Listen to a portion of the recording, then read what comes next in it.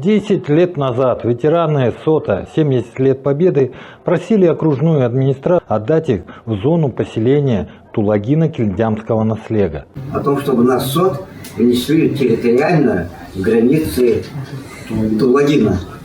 Такой ответ мы получили. Отказываемся в связи с тем, что нет средств. Это ориентировочно как минимум 2 года внесения изменений в генеральный план. Это практика, я понимаю. Это как с обращениями граждан.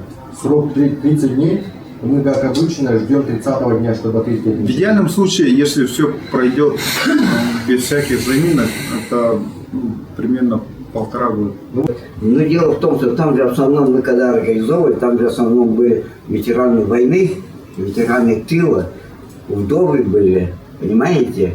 Сейчас уже 80-летие Победы. Потом никто не будет просить. А их же совсем мало осталось. Ситуация понятная, и пошагово, по идее же можно. Но я понимаю, обременение, финансовые затраты будут по содержанию, по созданию инфраструктуры, если мы присоединим всего. Но ради ветеранов-то эти деньги найдем. И не простой суд, и рядовой суд, надо понимать.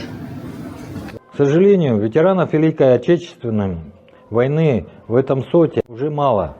Но есть надежда, что наследники ветеранов все-таки дождутся изменения земельных участков. К сожалению, данная проблема существует не только в СНТ 70 лет Победы. Она существует практически у всех садоводов, а особенно в городе Якутске. Уже в течение нескольких лет у нас идет проблемы по согласованию проектов межевания территорий. Совсем никак не согласовывается. Очень большие проблемы с риэлторами двойников.